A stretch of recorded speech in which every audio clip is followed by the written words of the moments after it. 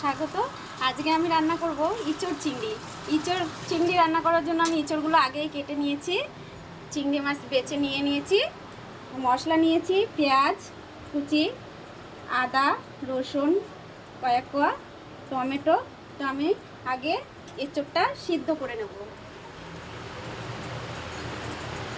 সিদ্ধ করার সময় আমি একটু নুন হলুদ দিয়ে দিলাম।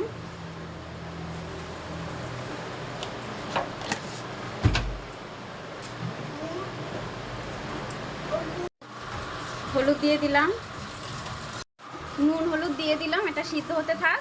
আমার দেখো সিদ্ধ হয়ে গেছে। এঁচোড় আলুটা আমি সিদ্ধ করে নিয়েছি এইভাবে।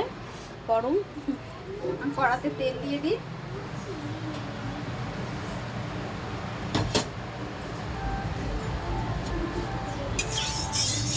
কড়াতে তেল দিয়ে দিলাম। এবার চিংড়ি মাছগুলো ভেজে নেব।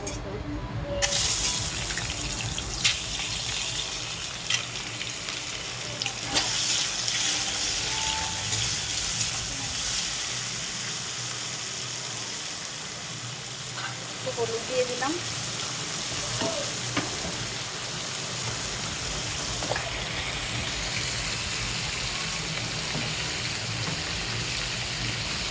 একটু নুন দিয়ে দিলাম। মাছ ভাজাতে এটা হালকা ভেজে নেব, বেশি ভাজবো না।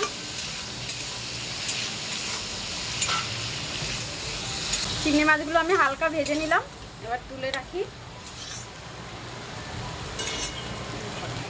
আমি একটু তেল দিয়ে দিচ্ছি। একে একে আমি ফোড়নগুলো দিয়ে দেবো।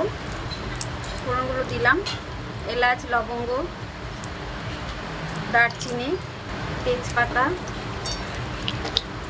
একটু জিরে ফোড়ন দিয়ে দিচ্ছি। একটু চিনি দিয়ে দিলাম কালার হওয়ার জন্য। চিনিটা একটু তেলের উপরে দিলে ভালো কালার আসে। মশলাগুলো দিয়ে দিচ্ছি।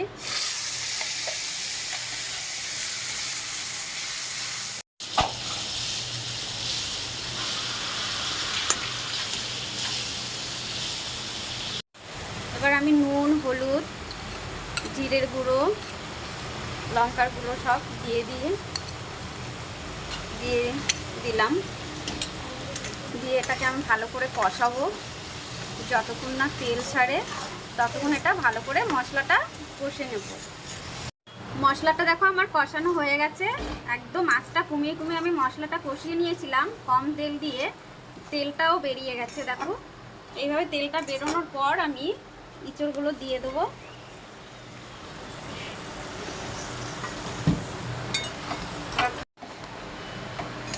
একটু ভালো করে কষিয়ে নিচ্ছে এইভাবে। ঢেকে ঢেকে আমি কষিয়ে নিয়েছিলাম বেশ কিছুক্ষণ। এবার আমি চিংড়ি মাছগুলো দিয়ে দেবো। চিংড়ি মাছগুলো দিয়ে দিলাম। আবার কিছুক্ষণ আমি একটু ভালো করে আঁচটা কমিয়ে একদম কষাবো ভালো মতো। আমার দেখো এটা হয়ে গেছে প্রায়। এবার আমি একটু ভাজা মশলা দিয়ে দেবো। এটা স্বাদটা বাড়ানোর জন্য ভাজা মশলার ভেতরে নিয়েছি আমি তেজপাতা শুকনো লঙ্কা গোলমরিচ আর ধনে।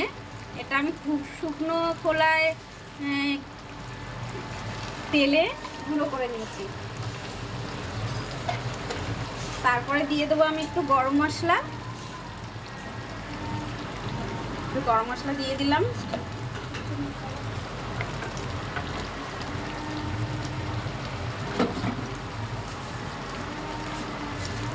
চিনি দিয়ে দেবো স্বাদ মতো।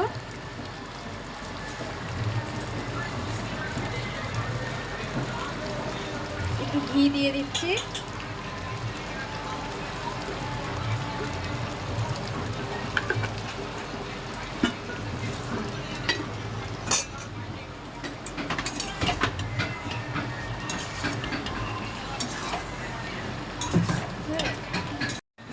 রেডি আমার